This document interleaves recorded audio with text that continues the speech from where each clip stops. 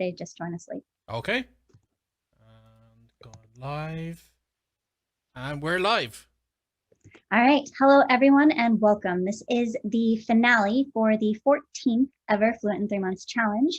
And as a part of the finale, we are going to answer a few of the questions that our finalists have for us. We're also going to be answering the questions that you submit in the chat. And of course, at the end, we're going to select the winners of our Fluent in 3 Months challenges. So before we get started, I want to take a moment and give our lovely panelists and finalists the opportunity to introduce themselves. So today, our polyglot panel includes Mr. Jonathan Huggins. Jonathan, do you want to introduce yourself? Hi, yeah, thank you, Shannon. Thank you, Benny, for the invitation here, and congratulations to all the finalists. It's a pleasure getting a chance to be here. So I'm from the US. I'm currently living in Mexico. I've been learning languages for probably about 25, 27 years now. That's taken me to France. I lived there for about 6 years, and I've been in Mexico for about 12 years now. I also study several languages actively on a daily basis, and I organize a daily challenge as well. So it's a pleasure to be here. Yeah. Excellent, thank you. And of course, our second panelist is Mr. Benny Lewis. Benny? You guys should know me by now. I actually managed to formally have my new bio, Shannon, for the polyglot gathering that's going to happen in a few weeks. That my bio says he's a small town ostrich farmer known only to a few villagers, and that's just goes to show I can push my luck in the polyglot community if I can get away with a bio like that. And after this weekend, you will be a professional bear scarer. That's right. Yep, I'm going to Yellowstone Park, and I have to bring bear spray to protect myself just in case grizzlies jump from behind the trees at me. So. Yep, that's me, of course. Found your Fluent in 3 Months and the original inspiration for the challenge, and always very, very happy to see the amazing progress that people make, and had great fun watching you guys' videos, and looking forward to the questions today. Great. And I, of course, am Shannon Kennedy, head coach of the Fluent in 3 Months Challenge. So we'll move on to our finalists now. Our finalists for the 14th Fluent in 3 Months Challenge are Alicia, Chris, and Nicola. And our finalists for the Advanced Challenge are Corey, Terry, and Veronica. So in brief, I'm going to go through. We have 4 of you on with us. I'm going to ask you each to share your name and what you got out of the challenge, and I'm going to go in the order that I see you. So Terry, you are first.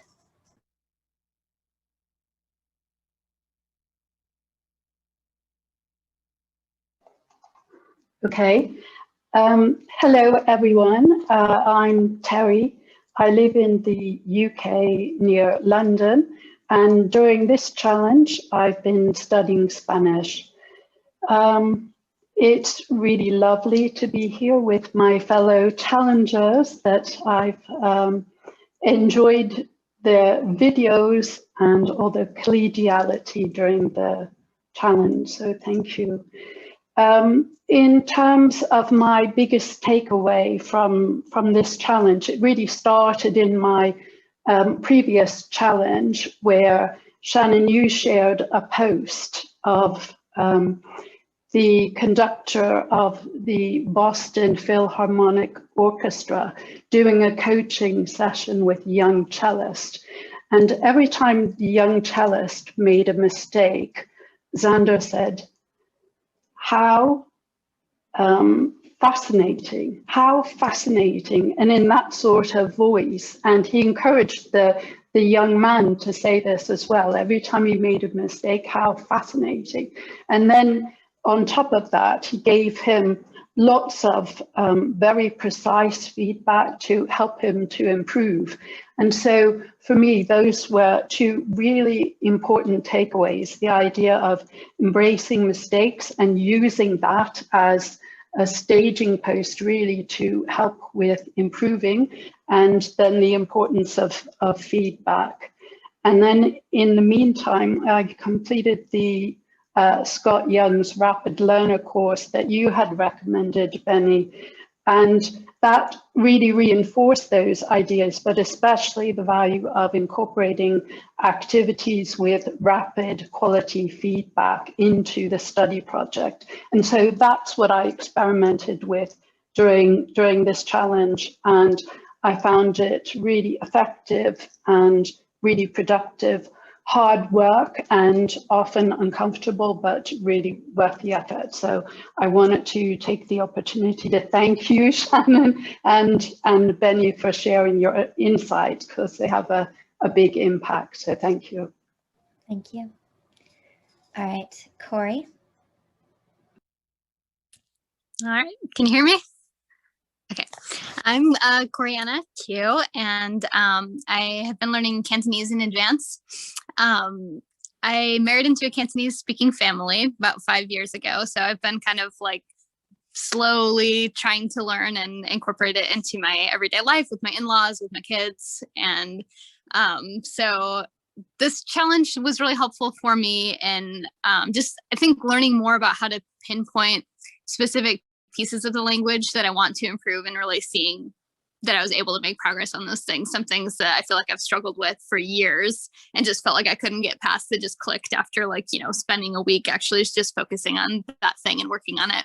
And I think probably my biggest win from the challenge, just practically speaking, is we had a mini challenge for listening skills, and I just spent like a bunch of time listening to this video that my father-in-law made, and I have just always had a really hard time understanding him because of his accent and the way he speaks.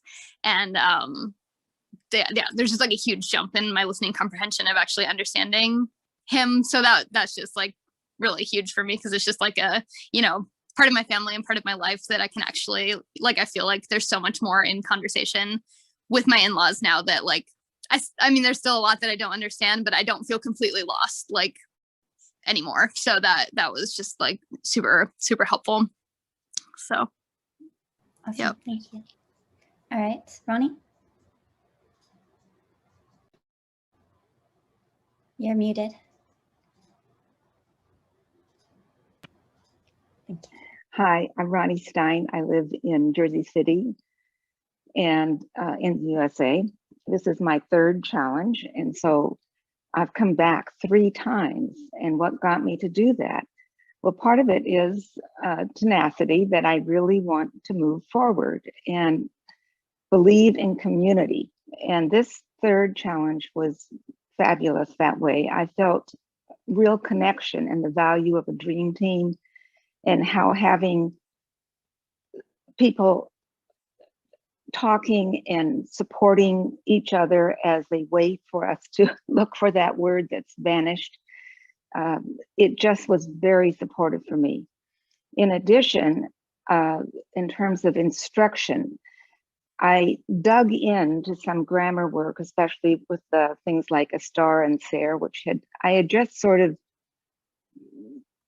not really dug in to get at the essence of what is going on there, to learn more about it. I used my teacher, I used resources, and slowly felt that I did make progress. One of the things I rediscovered about myself that has come through as a learner in anything is how I manage when I hit a frustration level. What do I do at that point? And that I don't back off enough sometimes and get back to what's fun and recreational. I just keep grinding away at it and basically get stuck. Learning to back off and then start again and move back up, knowing that being uncomfortable, Terry, as you said, is just part of the learning process. So thank you. I can see I'm taking it with me as I go on beyond this challenge. Thank you. All right, Nicola. Hi everyone, my name is Nicola. I live in Texas in the US. My husband is a native Spanish speaker, and I actually studied Spanish a couple of years ago before I met him. But in the past couple of years, I've let my Spanish kind of go, and with that built up a huge fear of even speaking Spanish. On every couple of weeks, I would speak to his family, but it would be a huge effort and I would never feel comfortable, and I would nearly make it a shorter conversation because of the level of uncomfortable. So I was really excited to do this challenge to be able to find a fun way to learn Spanish again. Like, my Spanish had gotten rusty, so I had always done the traditional learning a book and trying to set aside like an intense hour, which was just really hard to find that time anymore. So I really enjoyed finding kind of new fun ways to learn, like listening to a podcast while cooking or walking, or just building in small ways. And I could quickly see the benefits of that, which kind of kept me motivated. And with that came kind of confidence to speak more and participate. So now I feel like I have a great confidence to like be involved in conversations with my husband's family and friends, and not just be there like understanding, but not really being able to speak and participate. So it's been a huge change kind of in my personal life, being able to have that and kind of knowing the mistakes I'm making and knowing kind of a fun way to go like learn and correct them. So yeah, I've really enjoyed the community and kind of giving me that confidence back to be able to speak Spanish in my life with my husband. Excellent. Thank you so much. Thanks. All right. So a big thank you to our panelists, Benny and Jonathan, for being here with us today, as well as our finalists for joining us on the call. So now, before we get into the finale, where we're going to share who our winners are, we are going to give you all the opportunity to ask our panelists any language learning questions that you may have. So Terry, Ronnie, Corey, Nicola, if you guys have any questions. All right, Terry. Yeah, I had one. One of our mini challenges was to submit sentences for correction to italki, and I had never done that before, and I found it particularly useful, actually. And it made me think, well, are there other sources of feedback that I'm missing? And so I was interested to hear from the panelists what types of feedback you get, besides, of course, tutors, teachers, but how you use feedback in your language projects. Jonathan, do you want to jump in first? Yeah, I'd love to answer that one, because the text input that you can get from italki, I enjoyed that as well when I was taking part in this the same challenge. And once you get to those kind of practicing the language, I thought it would be really cool if there was some audio version of that kind of language, just the sentences. So part of the challenge that I organize, it's kind of a message in a bottle, make a recording, kind of put it out there. And so we're dependent a little bit more on feedback from other community members, other people who are also studying. And we share those audio files on a Google document for a target language. And that feedback is just, it's voluntary. It's a lot of support. It's also the technical stuff.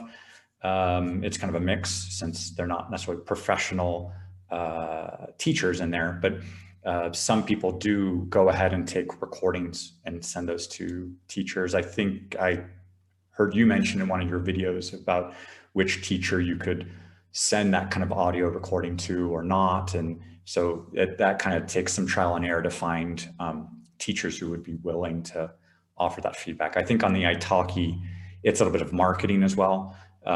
So some of the teachers recognize that they can offer some value to a student and potentially turn them into a new client. But I want to experiment myself with maybe hiring somebody on Fiverr to go listen to some YouTube recordings and just see if I could hire somebody to give feedback if it's not just voluntary. Thank you. Yeah, and I've also gone down the route of hiring on the likes of Fiverr, but for consistent feedback, I really like the Hello Talk app, and whenever, for instance, I'm doing a video that I want to upload to YouTube, and I've written out a script, and maybe there's a couple of lines in it that I'm not 100% sure that they sound like quite as native as they should, or maybe there's a better way to phrase it, then I will put it up on Hello Talk. Just because, like, again, you can do it, there's a paid aspect of it where you can have your question to be prioritized. So that way I know that within like at least an hour or two, somebody will reply, because it'll be put up at the top of the screen. So Hello Talk would be mine, but in general, Hello Talk. yeah, Hello Talk is very useful, but for the most part, I would save the questions for my language tutor and just ask them. It's the simplest by far. Whenever I'm making like a TikTok video in another language, I'll just talk it all out with my language teacher, and they'll tell me, oh, say this instead of that, and so on. Okay. Yeah, the only thing that I'd add to that is there is a new tool that's, well, fairly new tool that's out now that you can use called Journaly. It's Robin McPherson's new, I guess it's an app or a website that you can use. It's journaly.io, and there you can share entries and get corrections on them. And it's a neat little tool that's kind of replaced the italki journal feature, which isn't really available anymore. And then other than that, like I do the same as Benny, and what I do is I write up whatever I wanted feedback on and send it to my teacher in advance and say, hey, if you have time to look at this before the lesson, I want to go over this, or we do it as a part of the lesson, but that way I just know my teacher has it, and that's really helpful. Okay. Okay. Thank you. Corey? Yeah, so during the challenge, I found it really helpful to have the weekly assignments in the advanced challenge. And I'm just trying to figure out, like, I'm taking a little break after the challenge, and then I'm going to, I'm on vacation, so I'm going to hopefully get back into things next week. So as I start out again on my own, I'm just kind of in the middle of this, long slog of trying to get through intermediate stage. And just so I'm just wondering, how you guys structure your language learning when you're just doing it on your own. Are there things that you consistently do all the time? And then how do I come up with those sorts of things by myself to know, okay, what is the next thing that I should be working on? Because I don't know, some of those prompts of what's one grammar point that you could really use some work on, and oh yeah, I wouldn't have thought to necessarily think of these specific things. So I'm just trying to figure out for myself, how can I keep challenge. I feel like I just get stuck in a rut of trying something, and then it kind of gets boring, and I'm struggling with these things, but I don't even think to how to work on them. So I'm just wondering, as far as just structuring my language learning routine, if you have any suggestions for that. Do you want to jump in first, Jonathan? Sure. It's normal. I did have some, one of the 3 months challenges, and then a little bit of a plateau or a little bit of a dip. So it's normal to kind of get to a new point and then try to figure out, kind of regroup. With the kind of what to focus on next, I think keep going, keep the ball in motion. It doesn't have to be super big. Just keep it going so that you are consistently practicing, so it doesn't get kind of rusty. You seem to be in a good kind of environment where you're going to get that exposure on a regular basis anyway. But try to give yourself something targeted. I think you mentioned here that you were finding some of those points where you could focus and then see a breakthrough. So that I think would help you with your motivation. In terms of consistency, this past year, I'm actually going to give a talk in a Polyglot Gathering about doing 365 days worth of YouTube recordings. So I'm on day 345 right now. So that I've finally figured out this year that consistency, just do it whether I want to or not, and make it easy, make it simple to just work on. And that has kind of just that daily speaking, keep tracking your progress, keep working, little things. Even if it's just talking about what did you do today, or what did you do yesterday, what your plans are tomorrow, just keep that ball rolling. And for me, what keeps me motivated during the plateau stage is whatever my priority is in the language at that time. So if I'm living in the country, then I'm going to try and have much more spoken conversations to expand that range. In your case, because you have family, you might want to be exploring maybe content that you can start to consume, like TV shows and such, that are centered around family and how family dynamics are and the kind of things they say to one another. For me personally, right now, these days, the way I work on my intermediate languages, one thing that I like to use and that I'm just passionate for, that kind of helps me maintain momentum, is making videos. So I've been getting into, like I mentioned before, making like TikToks in other languages, and that motivates me. This is something I enjoy.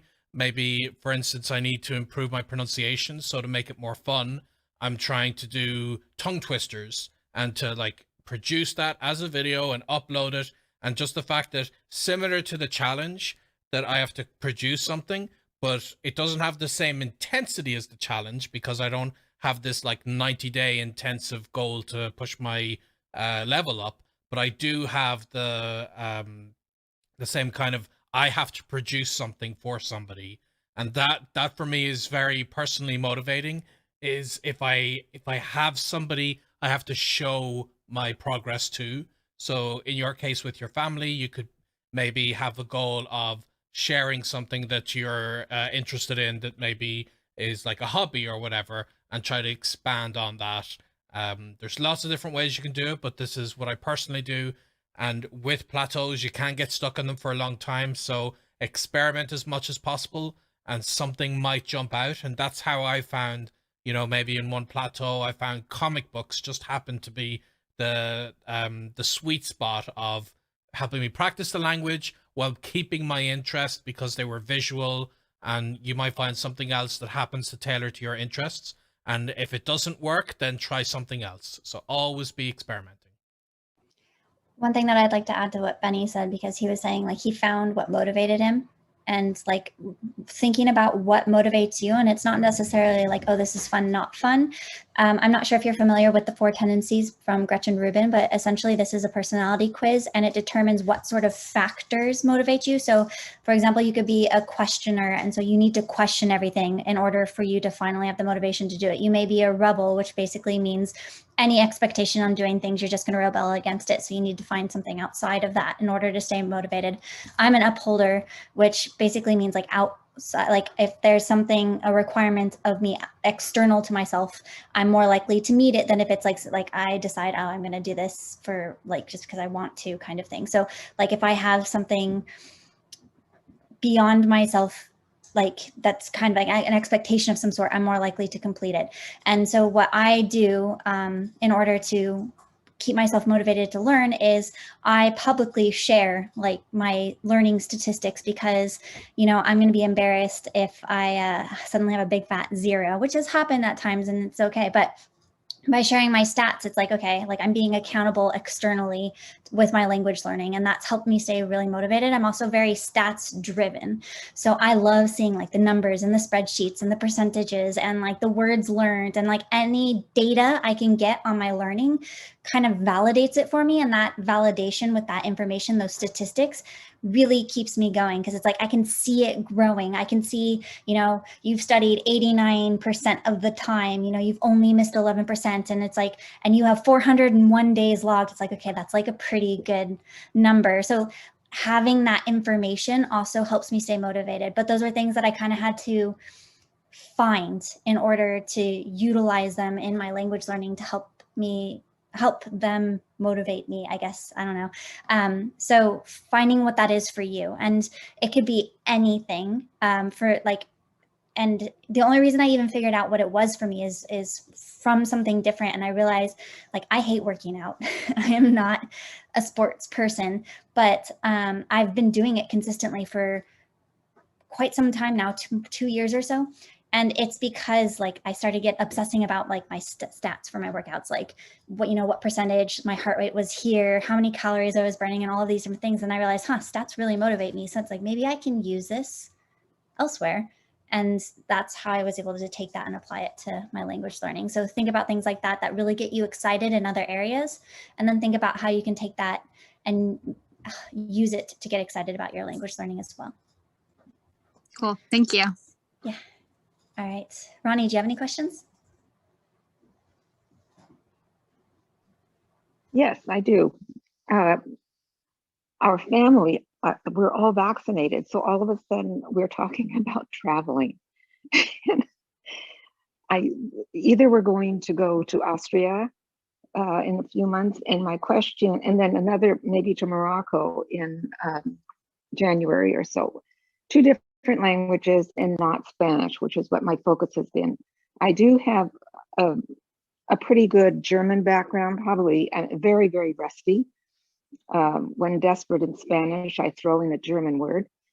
But I'd like to know sort of how can I warm up my German, and what do I do with my Spanish while I go over to that? Jonathan?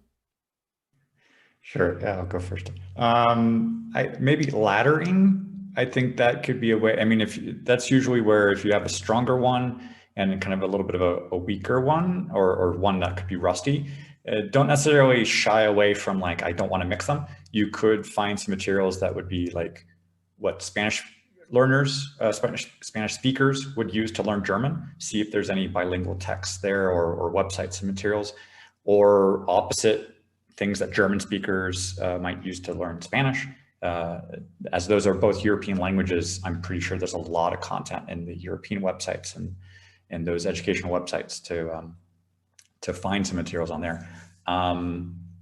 Maybe perhaps find some teachers who are like a Spanish speaker who also teaches German, and try to ladder that way. Find if they kind of default where you're speaking German and a Spanish word comes up, you have a teacher who might, not necessarily an English speaker, but a Spanish speaker to teach you German. If that there must be something out there for those kinds of teachers. Mm-hmm. Yeah, and actually italki has an option that if you are looking for Spanish teachers, you can also select also speaks, and you could select German from that list. So there's a way you can search for that. For your case in particular, where it's more geared towards travel, I found that if I know I'm going to be a tourist in a place, I'm just not going to have the same motivation to have something like a Fluent in 3 Months challenge.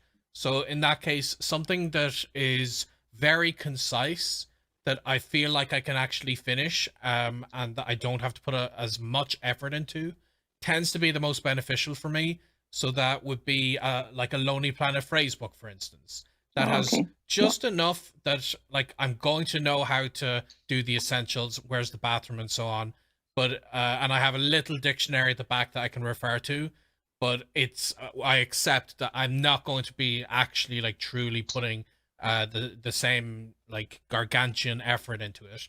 Or, you know, another one I'm a big fan of is the Assimil books, and they actually have very good Assimil de Poche that are very concise forms of learning other languages. But generally, I would recommend a phrase book for your situation, because you know, your focus is mainly being Spanish, but these are just trips that you're not necessarily going to spend very long times in the country. So it depends on your motivation level. I know some polyglots are amazing at, even if they're going just for a week, they can have this like immense effort to learn the language. Personally, I can't do that. If I know I'm only going to be in a country for a week, then I can only give myself something that has a definite end. So I can't buy one of these big course books. I buy a phrase book, and that is something I can potentially complete in a small number of sessions. So like leaning more towards being realistic, that's what I would personally suggest. Okay, thank you. Great. Nicola, do you have any questions? Hi, yes. One thing I struggle with all the time is an accent. And I've definitely like picked up some things from the challenge on how to work on your accent. And I know, like Benny, you had a really good article about the Spanish accent. So yeah, really just any kind of tips and guidance on like how to kind of continue to work and improve on your accent. I think for me, sometimes it feels like a trade-off between trying to think of like how to say something and like participating in a conversation, and then I lose my focus on perfecting the accent. So yeah, really any tips or guidance on developing a good accent. What do you do, Jonathan, when it comes to accents? I tend to like find somebody I want to copy. And that's also something I recommend to my students, where they find like, say, an actor, an actress that they can go watch and binge watch like all of their interviews or parts of their movies, and just kind of take that as a reference. It seems like I think your partner is Venezuelan, so maybe find some Venezuelan actors or TV shows, or find maybe a woman's voice in Spanish, to copy on. I did notice maybe the letter R in some of your Spanish did come out a little bit as a W. So that's like one thing I noticed for like tres and partes and what was some other thing? Yeah, the R sound just was one thing I would notice. But other than that, I think just finding something you could shadow, that you could listen and copy, like maybe a podcast, and pause, repeat, pause, repeat. I think the mimic method is based on that idea as well, as kind of listening, repeating. Yeah, I would definitely echo that. That one thing about the mimic method that I think is clever is if you find someone who can give you direct accent coaching, then you would upload yourself speaking to the likes of SoundCloud, and SoundCloud lets you leave a comment at a particular timestamp. So somebody might say at this timestamp, you put the stress on the wrong syllable, and that way they don't have to like say, look 14 seconds in.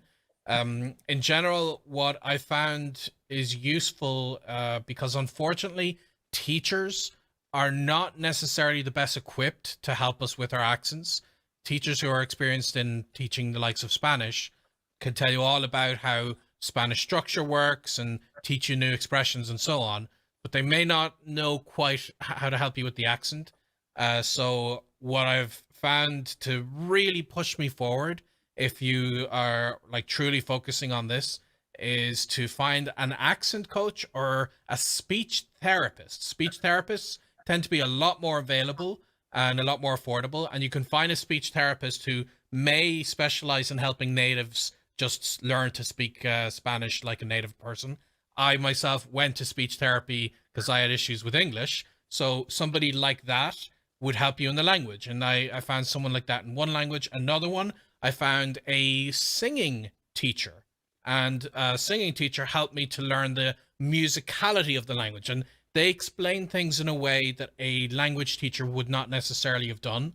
So if you happen to know like anyone in the family who maybe is a good singer, you can just like, could you teach me how to sing? And even though your goal isn't singing, you're still going to be focusing a lot on the accent issues. But like Jonathan said, part of it is also just the very intentional playing actual sounds from natives and trying really actively to repeat it over yourself, like to say each syllable like they said it, and to maybe record yourself and compare the two and see if you can hear that difference.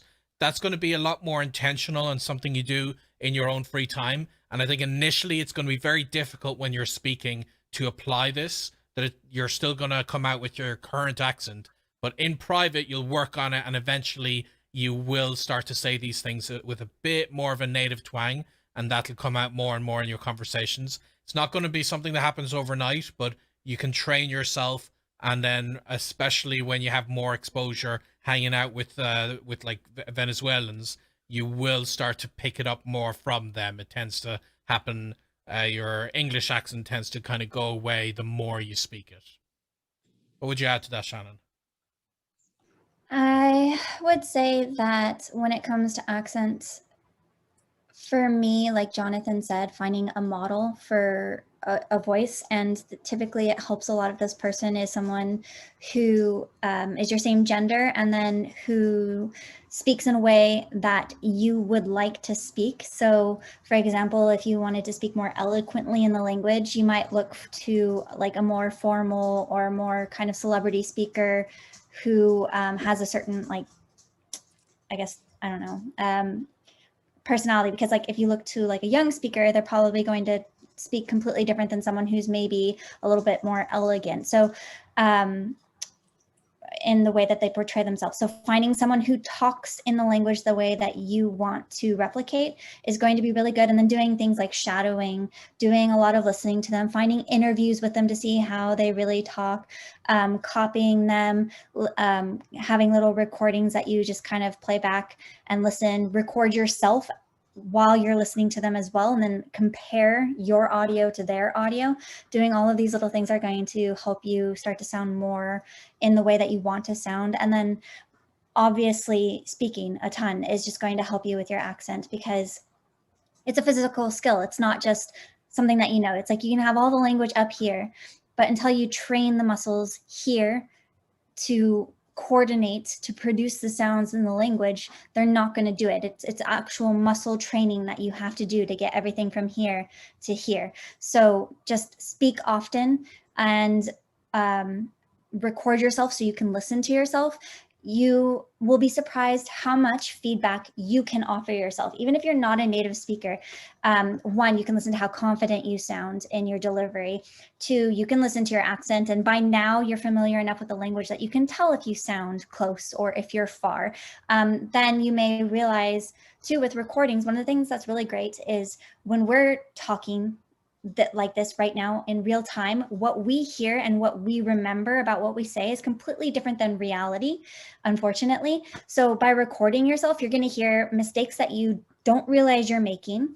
And then you're going to hear things that you're doing well that you don't realize that you're doing well. So it's a great confidence boost because it gives you something really specific to work on. And then it shows you that you're not as bad as you think you are, because we all tend to think that we're a little bit worse off than we really are in reality. It's difficult because everyone hates the sound of their own voice, and it's easy to feel more self-conscious about it, especially in another language. But just the more you can record yourself, the more you can listen to yourself, the more you can share those recordings with people who speak the language better than you, even if they're not native speakers, it's going to do a lot for you, and not just your pronunciation, but your confidence in your pronunciation and accent. So that would be what I'd add to that. All right, we have a couple of questions over in the comments. So we actually have a question for Corey from a fellow Cantonese learner in one of our challengers. So Bride wants to know how you find the Cantonese that your father-in-law or your family-in-law speaks, and like how it compares to maybe someone who's living currently in a Cantonese speaking region, sorts of idioms and wordplay. Do you find that it's a little bit different, and like the kinds of language that you need to use for a family that's located here as opposed to elsewhere? So my in-laws moved to the States in the 80s, 70s, 80s. So there's definitely a difference how they speak, and like how people living in Hong Kong right now, young people would speak, and especially Cantonese, the slang is changing all the time. It's like a very fluid language. So I got kind of discouraged when I first started learning, because I just felt like, what resources do I use? Sometimes I feel like I'm like, if I learn from one person, like if I'm learning from my mother-in-law, then like italki teachers are like confused, like, why are you saying it that way, and vice versa. And I just got like really stressed out for a while. Like, I don't even know what to learn. Like, what can I actually trust? Like, but for me, like, it was really important for me to just realize, like, for a while I just wanted to like, well, I want to like speak like the way that, you know, people speak now, or like whatever. But then I realized like most of the time that I'm interacting with people is with my in-laws. So like, I'm going to focus on that. Focus on figuring out like just basically what I need to speak, and not get too caught up in like trying to figure out, you know, what's cool in Hong Kong right now when I'm not even speaking to anyone in Hong Kong right now. But yeah, so there's definitely, my father-in-law uses a lot of idioms that even my husband doesn't understand. So a lot of times it'll just be like my mother-in-law, who's actually a Cantonese teacher, and she's very good about explaining things. So she'll be the one to like kind of stop and explain like what this thing means or whatever. But yeah, I'm not sure if that totally answered the question. All right, thank you. Our next question is for our panelists from Katie, who says, I'm starting a new language from scratch. I've learned several languages, but one at a time, and never tried to maintain them. What's the one thing you suggest for keeping my Spanish when I start a new language? Jonathan, how do you handle this? So I would be curious to know what those other languages are. I mean, but answering the question kind of just out there, keep practicing the Spanish. I mean, find activities that would be for like each one of those language skills, of a little bit of listening, a little bit of reading, a little bit of speaking, a little bit of writing. Just keep it there on the back burner. Don't let it just drift away or go rusty. Find a person to keep interacting with, if that's somebody to text with or have conversations with in real life or online. Just something that to add into the routine. Keep it there so it doesn't just drift. Yep, and Shannon and I have different ways of approaching this. Effectively, when it comes to maintaining languages and learning new ones, that I know from my own personality, I'm very bad at multitasking, and I'm only good at things if I focus on them. So I'm in one of two modes. I'm either only learning a new language, and that gets all of my focus, and I accept that my other languages are going to suffer in the short term. They're going to get slightly rusty, and I'm going to get a little out of practice, or I'm in maintenance mode. So in your, like Jonathan said, it wasn't specified which languages there are, but I would say that if you do already have multiple languages, then you are in maintenance mode and you're just accepting, for now, I'm not learning a new language.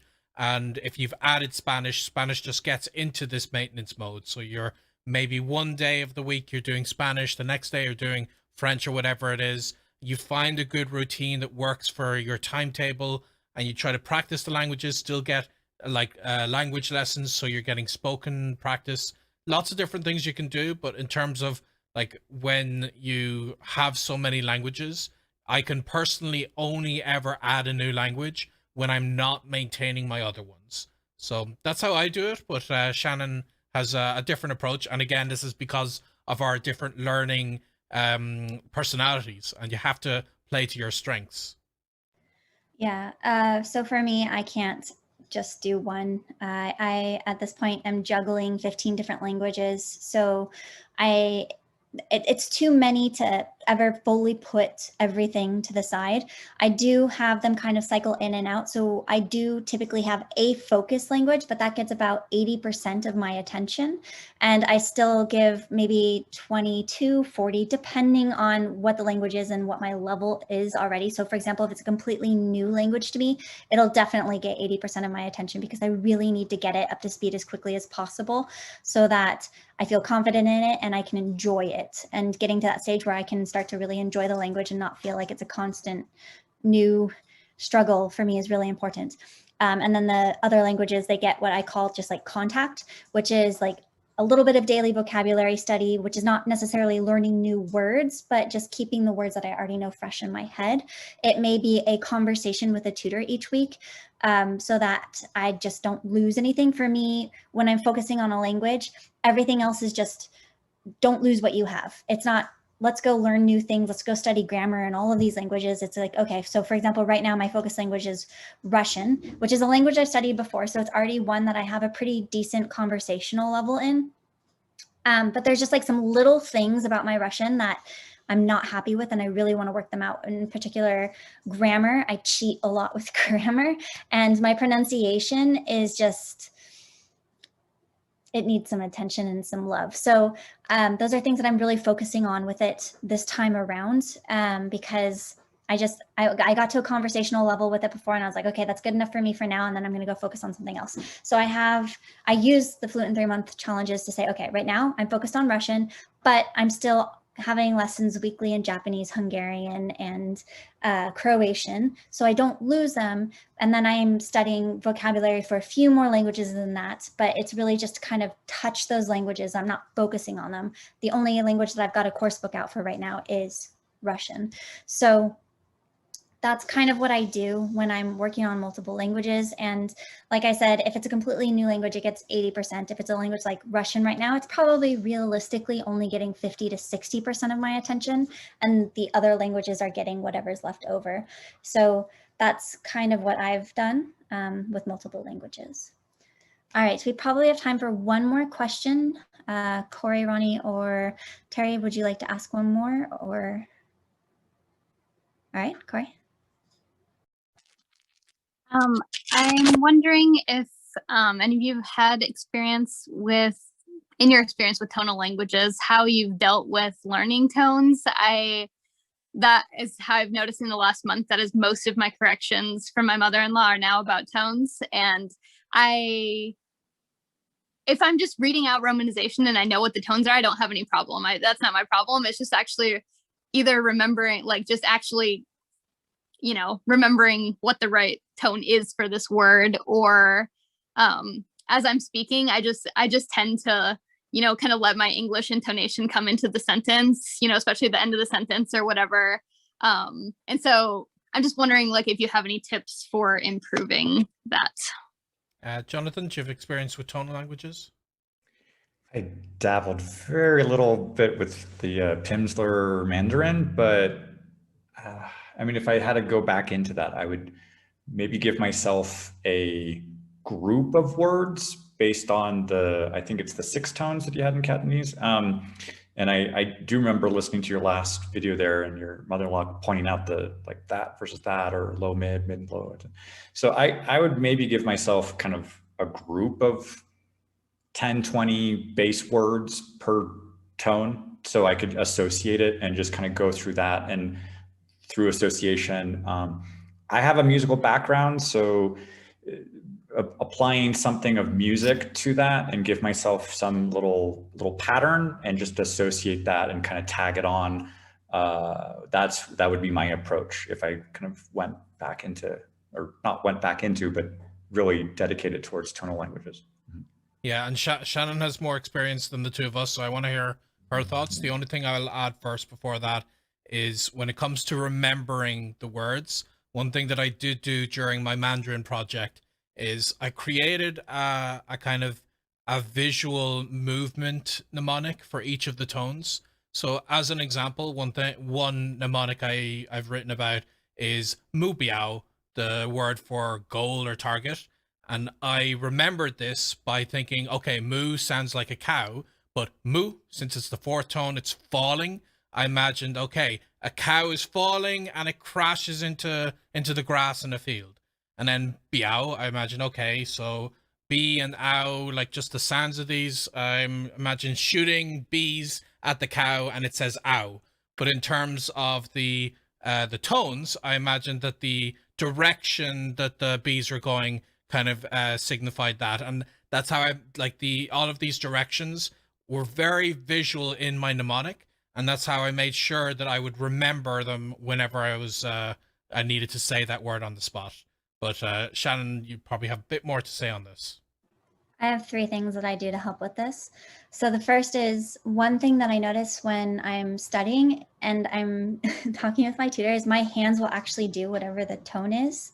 And it's not something I really do consciously. I probably did at some point to now, oh, it's like a muscle memory thing. But I find like doing like this and this kind of helps me align my voice to like something that my body is doing. So that's one thing that you can do is some sort of deliberate motion, or just even be more deliberate in the way that you're speaking.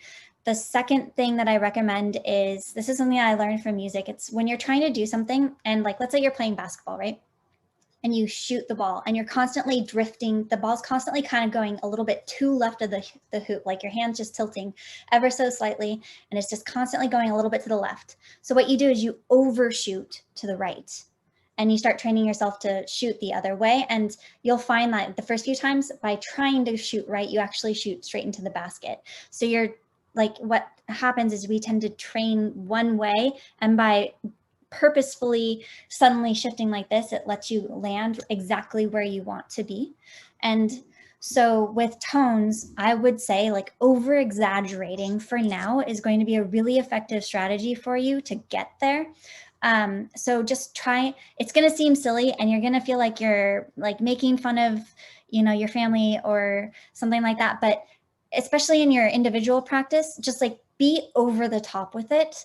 And right now, so you're here and then you get over the top with it, and then eventually you're going to settle right back perfectly into the middle where it's supposed to be.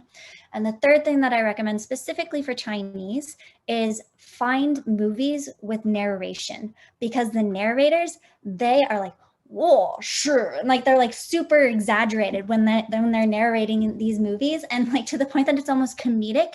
But it's a really, really great example. Like, find movies where there's someone narrating and they're being super dramatic and really emphasizing their tones, and copy it, shadow it, just you know, repeat after it, figure out what they're saying, memorize it, and walk around and be like, you know, even with your husband, just joke around the house. Like you could be like, today I am going to do the dishes. And like, just, it may seem super goofy, but that's okay. It's like, that's one of the things that you're going to get comfortable with. And in doing that, you're going to get exactly where you want to be. So just act like a movie narrator in Cantonese and you'll be good. So, yeah, all right. And let me just correct myself there. I just realized, and this shows you the power of mnemonics. I said that word wrong.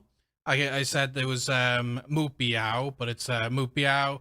And that's because I remember the mnemonic was I was shooting the bees in a straight line. So that it was that tone. So just to show you the power that you can even correct yourself from your own mnemonic. Yeah, go ahead. All right. So we're going to get to the moments that I'm sure all of you here on the call with us have been waiting for. But before we announce who the winners are, Benny, Jonathan, do you have any final words of encouragement for our finalists? Jonathan? Sure, yeah. Just great job overall on the kind of recording yourselves, sticking to the whole kind of day 0 to 30 to 60, 90, and keeping that ball rolling. And good job on a lot of you kind of getting closer to those conversations earlier than just waiting for day 90. So those interactions with teachers is really good. Interactions with people in your daily life, that's important as well. So you're all on the right track to getting more and more progress. Yeah, and I think like as I think it was Ronnie who was saying, like there's upcoming travels. I think when we look back on this year, it's so great that the group of us here can all say that we made something out of this pandemic. That even though we couldn't travel, we could put some intensive, real effort into pushing this language to a much higher level than it was at the start.